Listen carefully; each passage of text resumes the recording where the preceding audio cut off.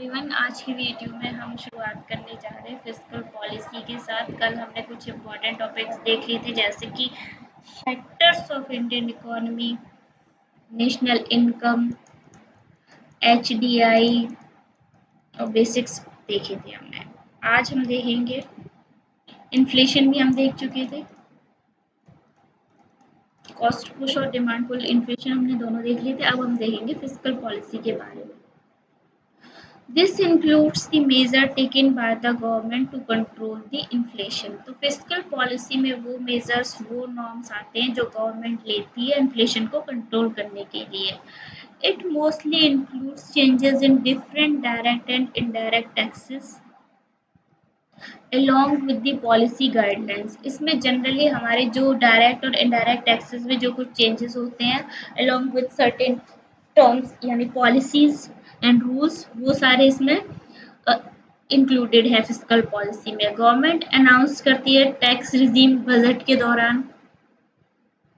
All taxes can be normally classified into two. तो fiscal policy में क्या करती है गवर्नमेंट, कभी कभी टैक्सेस भी अनाउंस करती है जो बजट के दौरान पेश किए जाते हैं। तो इसमें दो तरीके के हमारे टैक्सेस होते हैं। एक तो होता है हमारे डायरेक्ट टैक्स, दूसरे होते हैं हमारे इनडायरेक्ट टैक्स। डायरेक्ट टैक्स वो टैक्सेस होते हैं जिनका burden of paying tax falls on the same person on whom it levied। जिस पर टैक्स लगता है वही टैक्स पे करेगा डायरेक्टली, वो होते हैं डायरेक्ट टैक्सेस। एग्जाम्पल के लिए हम देखें इनकम टैक्स, कॉर्पोरेट टैक्स और सिक्योरिटीज ट्रांजैक्शन टैक्स। ये तीनों टैक्स हमारे आते हैं डायरेक्ट टैक्सेस के अंदर, क्योंकि ये जिस पे टैक्स लेवी हुआ है वो सेम पर्सन ही इसको पे करता है। अब दूसरे आते हैं हमारे इनडायरेक्ट टैक्सेस। इनडायरेक्ट टैक्सेस क्या होते हैं? इनडायरेक्ट टैक्सेस वो होते हैं जिनका पेमेंट जिस पर्सन पे टैक्स लेवी हुआ है उसके अलावा भी हम किसी और पे शिफ्ट कर सकते हैं। Here, burden of paying tax can be shifted to someone else. Normally, it is paid by the final consumer. Normally, जो indirect tax को कौन पे करता है, वो करता है final जो consumer होगा वो करता है। Examples include जैसे कि excise duty, custom duty, service tax, ये सारे taxes हैं जो हमारे indirect tax की कैटेगरी में आते हैं। जब गवर्नमेंट टैक्सेस बढ़ाती है तो लोगों के पास क्या होता है? पैसा होता है कम, and their demand will decrease. और पैसा कम होगा तो उनकी डिमांड भी डिक्रीज हो जाएगी, जिसके कारण जो गुड्स और सर्विसेज की प्राइसेस हैं वो भी डिक्रीज हो जाती है, क्योंकि डिमांड कम हो जाती है, मार्केट में डिमांड कम हो जाएगी तो क्या होगा? प्राइसेस भी डिक्रीज हो जाएंगे। और ये इस तरीके से गवर्नमेंट कंट्रोल करती है कॉस्ट पुश इन्फ्लेशन को। लेकिन ये इमीडिएटली देखने को नहीं मिलता है। ये जो गवर्नमेंट टैक्स बढ़ाती है, टैक्स बढ़ाने से लोगों के पास पैसा कम होता है, पैसा कम होने से क्या होता है? डिमांड भी कम हो जाती है और इवेंचुअली सर्विसेज और गुड्स की प्राइसेस भी कम हो जाती हैं। इसको हम यूज तो करते हैं लेकिन ये एकदम से इमीडिएटली देखने को नहीं मिलता है, ग्रेजुअली धीरे धीरे देखने को मिलता है। अब दूसरा आता है हमारा मॉनेटरी पॉलिसी, जो कि हमारी आरबीआई कंट्रोल करती है। इसमें वो मेजर्स आते हैं जो आरबीआई अपनाती है इन्फ्लेशन को कंट्रोल करने के लिए। और कौन कौन से जो मेजर्स का आरबीआई अपनाती है मॉनेटरी पॉलिसी में, हम क्या क्या देखते हैं वो हम देख रहे हैं। Monetary policy tools of RBI include, सबसे पहला होगा हमारा रिजर्व रेशो, जिसमें आता है हमारा सीआरआर और SLR. CRR is cash reserve ratio और SLR is statutory liquidity ratio. इसके अलावा हमें बैंक रेट और लिक्विडिटी एडजस्टमेंट फैसिलिटी, जिसमें रेपो और रिवर्स रेपो रेट देखने को मिलती है। रेपो रेट हमारी ये सेंट्रल बैंक ऑफ इंडिया की एक पॉलिसी है, दैट इज आरबीआई की हमारी पॉलिसी है रेपो रेट। अब सबसे पहले हम बात करते हैं सीआरआर क्या होता है, that is cash reserve ratio क्या होता है। Every bank is supposed to keep certain minimum cash reserves with RBI and this amount is decided by RBI। तो जो भी हमारे कंज्यूमर्स के लिए जो बैंक्स हैं वो एक मिनिमम अमाउंट ऑफ कैश में मिनिमम अमाउंट आरबीआई के पास रखती हैं, आरबीआई के पास, और ये अमाउंट डिसाइड करता है हमारा आरबीआई ही डिसाइड करता है। Minimum amount to be kept with RBI by banks. इसमें हम a high CRR reduces the cash for lending and a low CRR increase the cash for lending. So during inflation, RBI can increase the CRR and contain inflation. तो RBI किस तरीके से, अगर RBI CRR बढ़ा देगी, अगर RBI CRR बढ़ा देगी यानी कि कैश रिजर्व रेशो बढ़ा देगी, तो क्या होगा, बैंक अपना पैसा RBI के पास डिपॉजिट करवाएंगे, तो आरबीआई के पास डिपॉजिट करवाएंगे तो बैंक के पास मार्केट में पैसा डालने के लिए पैसा हो जाएगा कम, कंज्यूमर्स को देने के लिए। तो मार्केट में जैसे ही पैसा कम होगा तो क्या होगी, इन्फ्लेशन कंट्रोल होगा। दूसरा है हमारा statutory liquidity ratio SLR. SLR क्या होता है, under SLR, bank is supposed to maintain a certain portion of its deposit with RBI in the form of cash, gold or other RBI approved securities. SLR में bank, CRR में तो केवल cash की form में reserve करती है, SLR में gold और अदर आरबीआई की अप्रूव्ड सिक्योरिटीज के फॉर्म में बैंक्स आरबीआई के पास कुछ डिपॉजिट्स करती हैं, रखती हैं। अब आती है हमारी तीसरी important term, bank rate. Bank rate क्या होती है, it is the rate at which RBI lends money to the commercial banks for their liquidity requirement. तो बैंक रेट वो रेट होती है जिसपे आरबीआई जो हमारी कमर्शियल बैंक्स हैं उनको लोन देता है। When RBI increases bank rate, जब आरबीआई अपनी बैंक रेट को इंक्रीज कर देते हैं तो as a result indirectly commercial banks भी जो रेट पे वो लोन देते हैं, लैंडिंग रेट पे, उसको इंक्रीज कर देते हैं। और इसका रिजल्ट क्या होता है, लोन्स हो जाते हैं कॉस्टली, और लोन्स अगर कॉस्टली हो जाएंगे तो क्या होगा, कंज्यूमर कम लोन लेगा, कम लोन लेगा तो इन्फ्लेशन कंट्रोल आएगा क्योंकि मार्केट में पैसा कम रहेगा। Now people postpone their plan of taking a loan and buying some commodity. In other words, this increase in bank rate reduces the demand. जैसे ही बैंक रेट बढ़ जाती है तो कंज्यूमर्स की डिमांड घट जाती है। When prices of goods and services decrease, demand घट जाती है तो गुड्स और सर्विसेज की प्राइस भी तो घटेंगी। और इस सिचुएशन को, this situation is also bad for the economy, लेकिन ये सिचुएशन भी काफ़ी बैड मानी जाती है हमारी नॉर्मल इकोनॉमी के लिए। टू सॉल्व दिस इशू, इस इशू को सॉल्व करने के लिए आरबीआई क्या करता है, बैंक रेट को डिक्रीज कर देता है, और as a result commercial bank भी जो लैंडिंग रेट है उसको डिक्रीज करते हैं, और मार्केट में पैसा आता है, पैसा आता है तो आइटम सस्ते होते हैं और लोन लेना प्रेफर करते हैं लोग, और इससे क्या होता है, डिमांड्स बढ़ती हैं गुड्स और सर्विसेज की।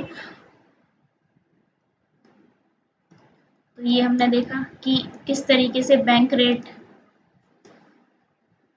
के थ्रू इन्फ्लेशन कंट्रोल होता है, लेकिन ये सिचुएशन अच्छी नहीं होती है तो आरबीआई को रिड्यूस करनी पड़ती है रेट, और फिर ताकि मार्केट में पैसा आए।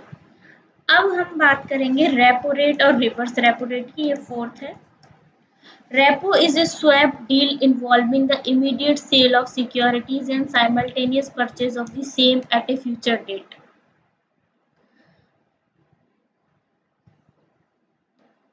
Predetermined price by the commercial banks to RBI.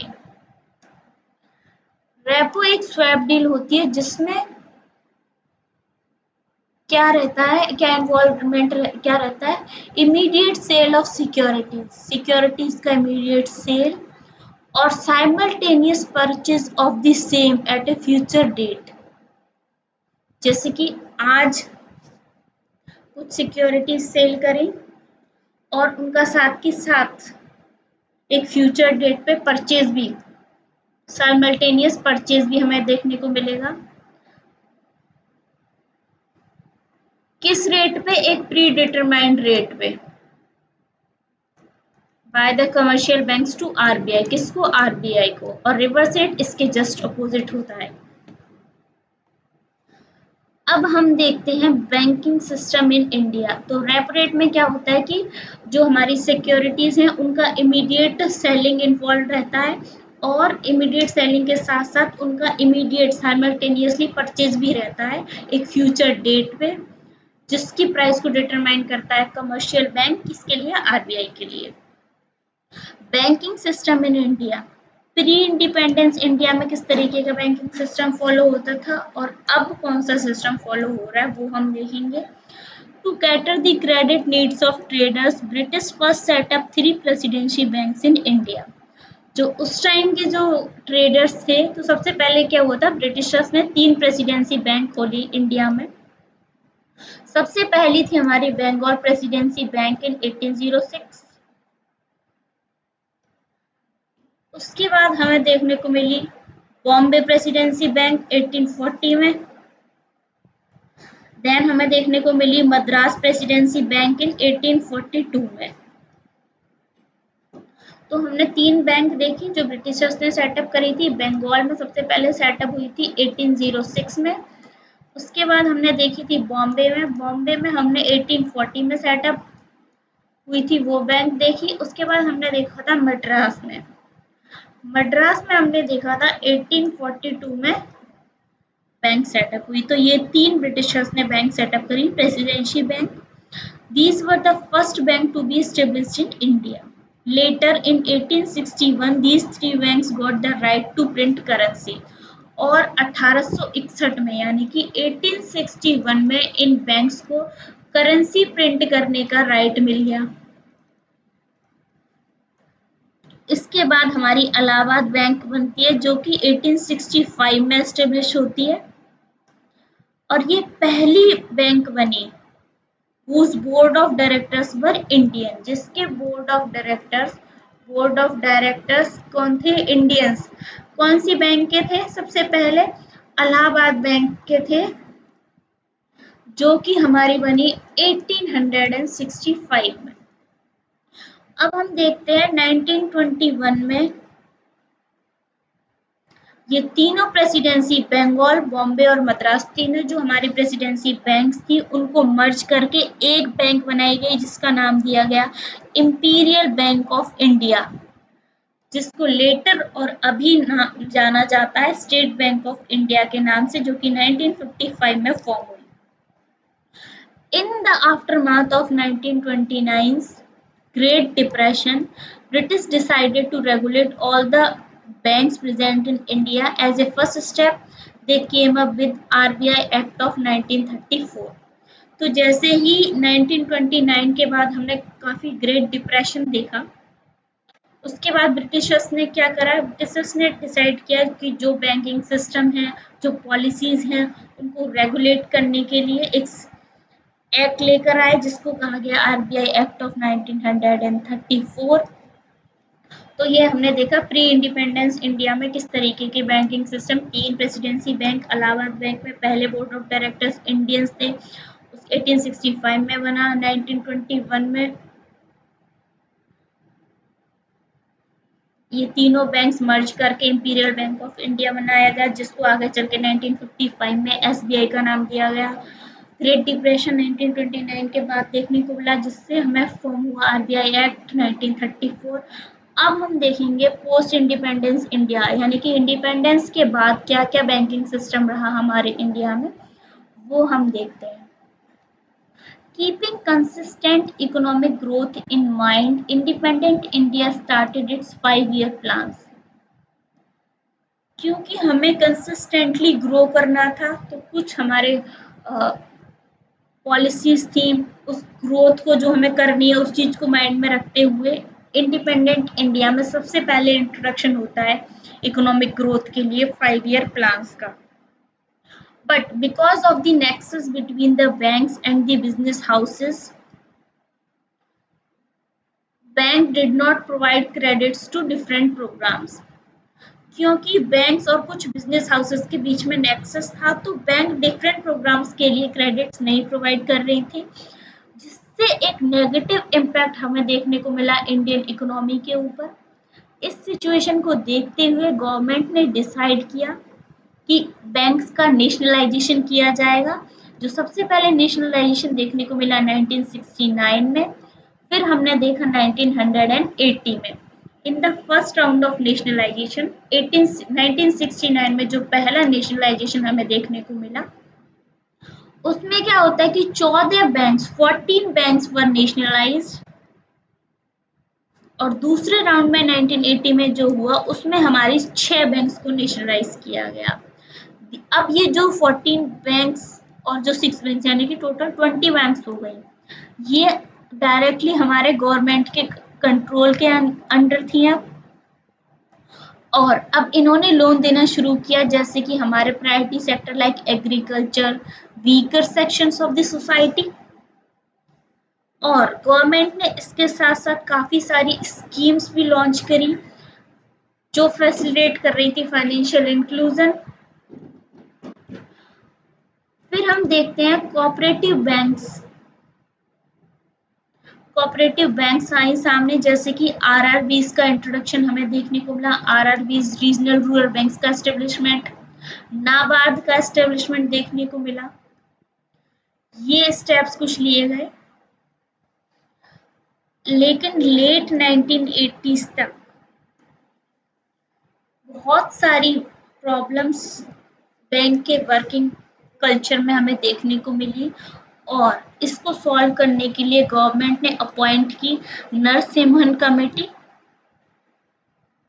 इन 1991। 1991 में नरसिम्हन कमेटी का गठन होता है, जिसमें हम देखते हैं कि recommendation of this committee include, इसमें सबसे पहले सीआरआर को रिड्यूस करने का रिकमेंडेशन दिया गया, एसएलआर का और इंटरेस्ट रेट डीरेगुलेट की जाए, प्राइवेट और फॉरेन बैंक्स का इंट्रोडक्शन देखने को मिले, और भी कई सारी रिकमेंडेशन दी गई थी नरसिम्हन कमेटी के द्वारा 1991 में, जिसमें हमने देखा सीआरआर में रिडक्शन, एसएलआर में रिडक्शन, इंटरेस्ट रेट डीरेगुलेट की जाए, प्राइवेट और फॉरेन बैंक्स को अपनी कंट्री में लाया जाए।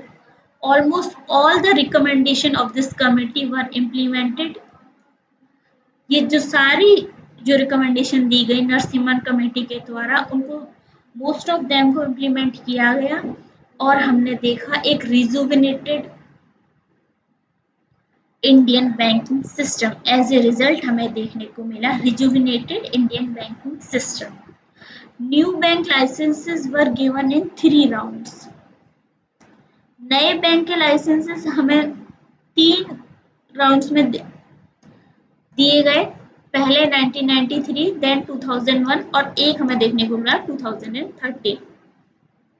2013 में भारतीय महिला बैंक की शुरुआत की गई गवर्नमेंट ऑफ इंडिया के द्वारा। अब कुछ देखते हैं structure of scheduled banks in India, क्या स्ट्रक्चर रहता है। और भारतीय महिला बैंक गवर्नमेंट ने 2013 में शुरुआत की। तो ये हमने देख लिया किस तरीके से पोस्ट इंडिपेंडेंस इंडिया में हमने देखने को मिला नेशनलाइजेशन देखा, जिसमें पहले में 14 बैंक्स का नेशनलाइजेशन किया गया, 1980s में 6 बैंक्स का नेशनलाइजेशन किया गया, लेकिन कुछ प्रॉब्लम्स थी तो उनको सॉल्व करने के लिए नरसिम्हन कमेटी एस्टेब्लिश करी गई। उसने कुछ रिकमेंडेशंस दी, रिकमेंडेशन पे हमने वर्क किया, तो काफ़ी अच्छा बैंकिंग सिस्टम उभर के आया। और फिर हमने देखा कि लाइसेंसेस 3 स्टेजेस में दिए गए, 1993, 2001 एंड 2013। उसके बाद हमने 2013 में भारतीय महिला बैंक की शुरुआत करी गई गवर्नमेंट ऑफ इंडिया के द्वारा, ये भी देखा। अब हम बात करेंगे क्या होती है सब्सिडी। सब्सिडी क्या होती है, तो सब्सिडी एक तरीके की फाइनेंशियल एड होती है जो कि किसी भी इकोनॉमिक एक्टिविटी को चालू रखने के लिए गवर्नमेंट के द्वारा दी जाती है। सब्सिडीज एक मेजर पोर्शन होते हैं गवर्नमेंट के टोटल एक्सपेंडिचर का, और दो तरीके की सब्सिडीज हमें देने को मिलती है, पहली मेरिट सब्सिडीज और दूसरी है हमारी नॉन मेरिट सब्सिडीज। तो मेरिट सब्सिडीज क्या होती है? मेरिट सब्सिडीज वो सब्सिडीज होती हैं जो पूरी सोसाइटी को बेनिफिट देती हैं, which benefit the whole society. जैसे कि जो सब्सिडीज हमारी एजुकेशन और हेल्थ पे दी जाती हैं are known as merit subsidies, क्योंकि ये सभी के लिए दी जाती हैं, पूरी सोसाइटी के बेनिफिट के लिए है ये। और दूसरी आती है हमारी नॉन मेरिट सब्सिडीज। तो नॉन मेरिट सब्सिडीज क्या होती हैं? ये केवल एक टारगेटेड ग्रुप ऑफ पीपल को दी जाती है, वही इनका बेनिफिट यानी कि लाभ उठा पाते हैं। जैसे कि फर्टिलाइजर सब्सिडी। फर्टिलाइजर सब्सिडी किसके लिए है? फर्टिलाइजर सब्सिडी हमारी है केवल फार्मर्स के लिए। Normally, merit subsidy should be more than non-merit subsidy. But in our country, reality is just the opposite. Normally क्या होना चाहिए? जो merit subsidy है वो ज़्यादा होनी चाहिए नॉन मेरिट सब्सिडी से, क्योंकि मेरिट सब्सिडी सबके लिए होती है जबकि नॉन मेरिट एक पर्टिकुलर ग्रुप ऑफ पीपल के लिए होती है। लेकिन अपने कंट्री में उल्टा है, अपनी कंट्री में नॉन मेरिट सब्सिडीज ज़्यादा है, मेरिट सब्सिडीज कम है comparatively. If we take three main subsidy areas, अगर हम तीन मेन सब्सिडीज एरिया को देखें जैसे कि फूड, फर्टिलाइजर और फ्यूल, इसमें सबसे टॉप पे है हमारी फूड सब्सिडी, देन आती है हमारी fertiliser subsidy, then fuel subsidy. Approximately जो 2.5 लाख करोड़ का बजट आउटले है 2015 से 25 तक के लिए, ये आउटले हमें देखने को मिलता है 10 इयर्स के लिए सब्सिडीज पे। कितना? 2.5 लाख करोड़ का 2015 से 25 तक 10 इयर्स के लिए फॉर दीज थ्री सब्सिडी। कौन सी three? Food, fertiliser and fuel, 3F। Finance commission की बात करते हैं अब हम। फाइनेंस कमीशन देख रहे होंगे, जीएसटी देख रहे होंगे और सोशो इकोनॉमिक डेवलपमेंट्स के बारे में देख रहे होंगे। तो फाइनेंस कमीशन क्या होता है? फाइनेंस कमीशन एक कॉन्स्टिट्यूशनल बॉडी है जिसको सेटअप किया गया under article 280 of the Indian constitution. Article 280 के तहत इसको बनाया गया और फाइनेंस कमीशन एक कॉन्स्टिट्यूशनल बॉडी है। क्या है फाइनेंस कमीशन? एक कॉन्स्टिट्यूशनल बॉडी है जिसको फॉर्म किया गया इंडियन कॉन्स्टिट्यूशन के आर्टिकल 280 के तहत। ये फाइनेंस कमीशन क्या करता है? ये एडवाइस करता है गवर्नमेंट ऑफ इंडिया को किन मैटर्स पर? On the matters related to tax sharing with the states. और हमने 2015 में देखा कि जो हमारा 14th फाइनेंस कमीशन जिसको हेड किया गया वाईवी रेड्डी के द्वारा, उसने अपनी रिपोर्ट सबमिट की और रिकमेंड किया 42% of vertical tax devolution from the central pool of taxes. ये इतना इम्पोर्टेंट नहीं है। द 15th फाइनेंस कमीशन जिसको चेयर किया गया एनके सिंह ने, उसने दो रिपोर्ट सबमिट की। पहली रिपोर्ट थी जो फाइनेंशियल ईयर 2021 के लिए, जो 1 फरवरी में हमारे पास टेबल करी गई पार्लियामेंट में। तो इसमें हम देखते हैं the shares of state in the centre's taxes is recommended to be decrease from 42% to 41%। तो जो सेंटर के टैक्सेस में जो स्टेट का शेयर है उसको 42% से रिकमेंड किया गया कि 41% किया जाए 2021 में। और ये जो 1% डिक्रीज है, the 1% decrease is to provide for the newly formed union territories of Jammu and Kashmir and Ladakh from the resources of the central government। ये हमें Jammu Kashmir newly form UTs बनी थी उस टाइम, उसके लिए मेनली फोकस था।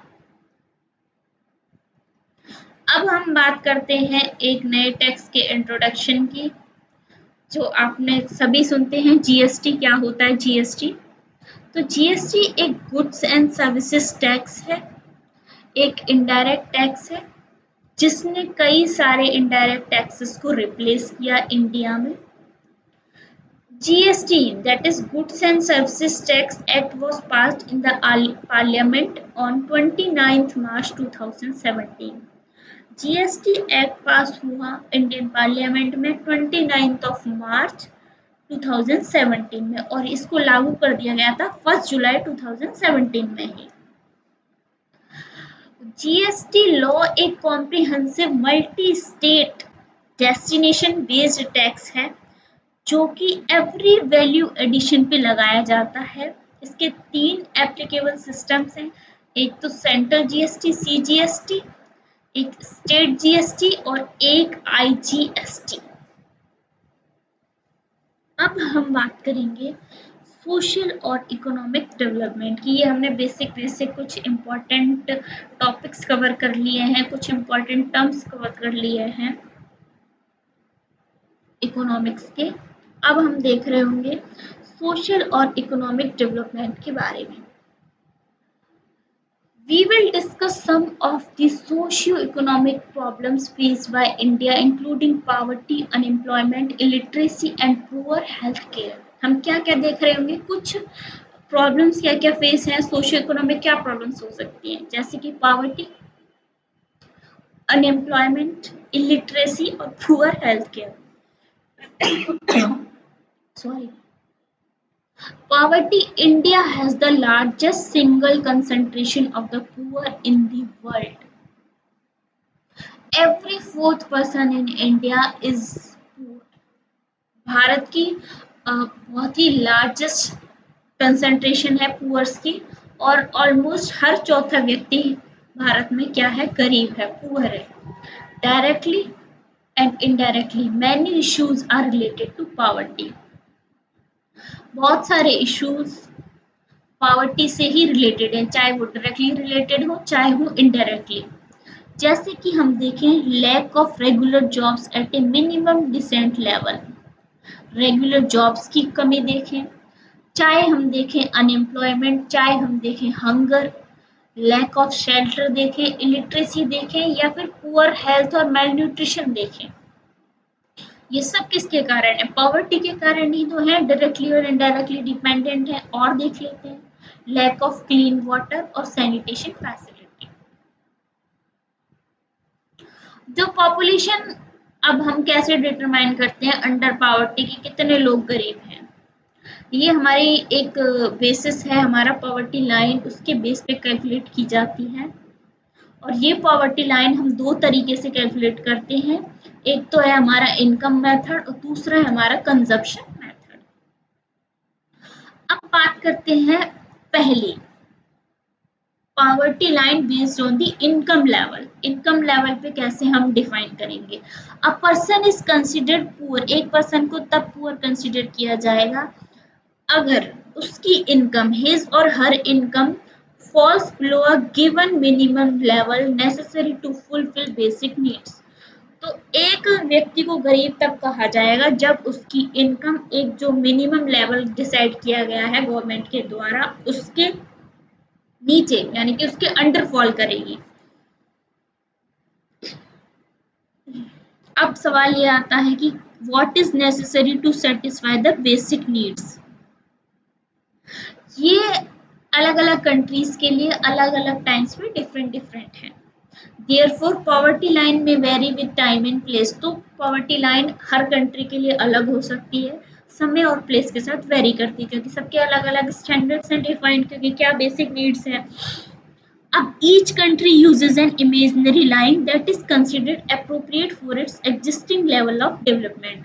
तो हर कंट्री एक इमेजिनरी लाइन का उपयोग करता है, इमेजिनरी बाउंड्री, जो उसके अभी जो डेवलपमेंट का लेवल है उसको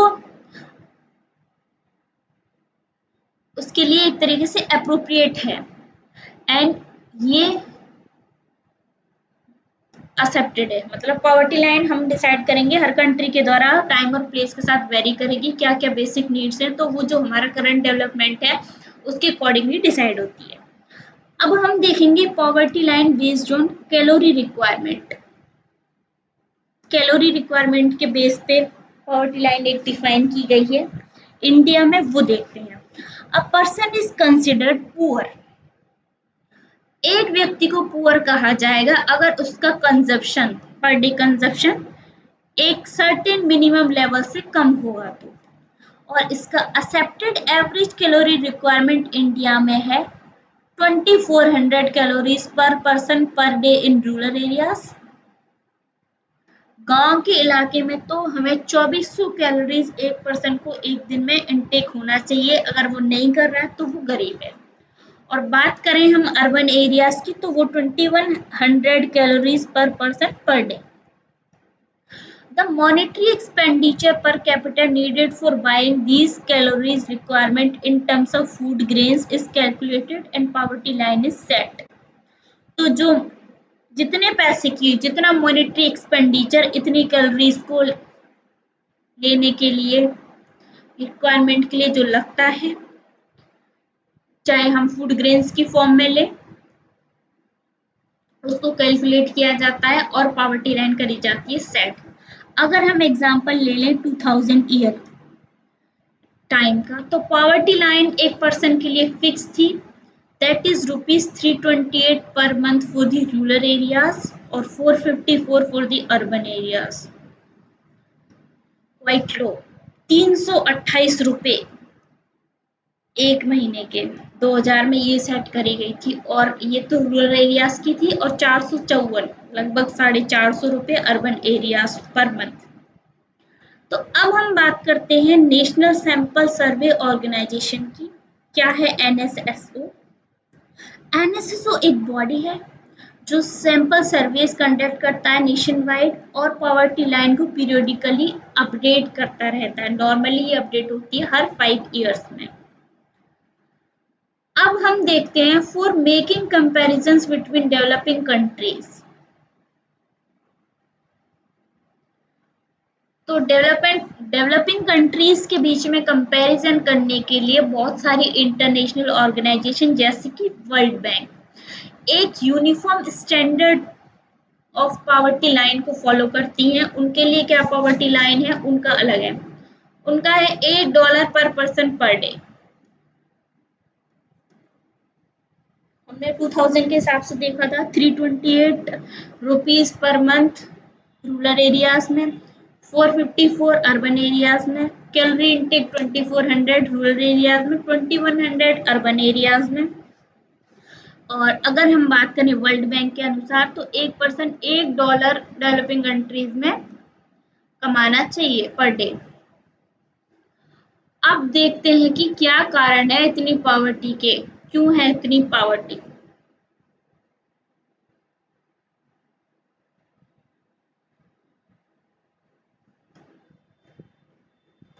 तो सबसे पहले हमें देखने को मिलता है पहला reason low level of economic development under the British administration.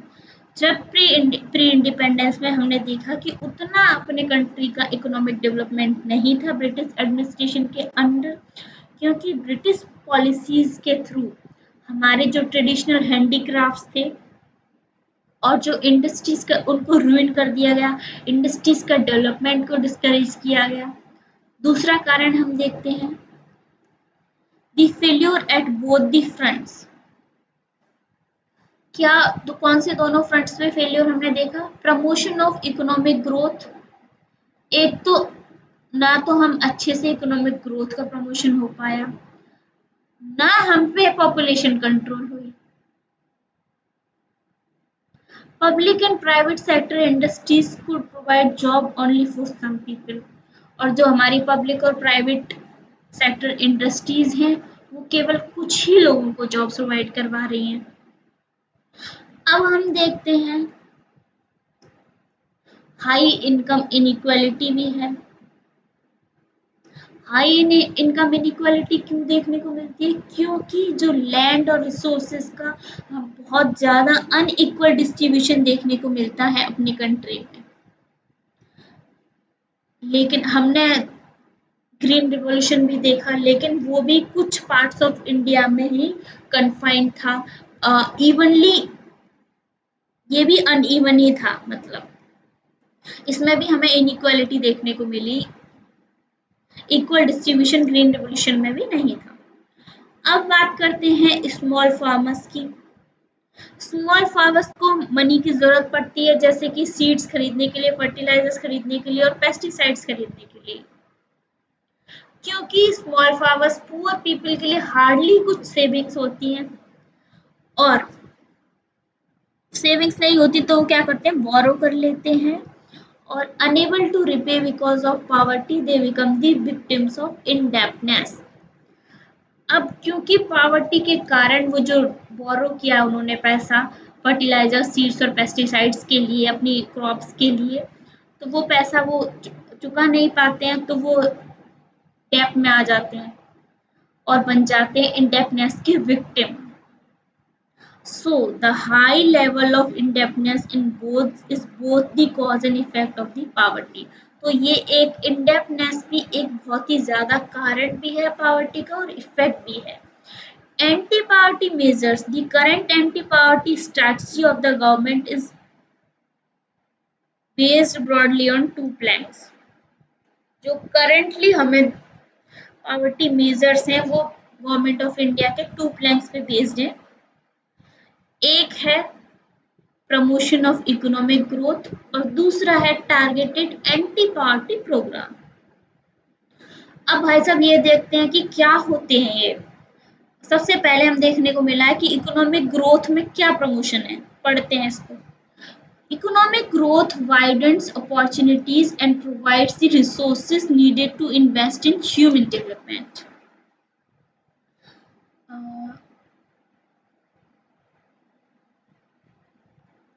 काफी लॉन्ग वीडियो हो जाएगा, तो ये हम एंटी पावर्टी मेजर्स और ग्रीन रेवोल्यूशन नेक्स्ट वीडियो में देखेंगे। आज की क्लास को यहीं पर वाइंड अप करते हैं। Thank you.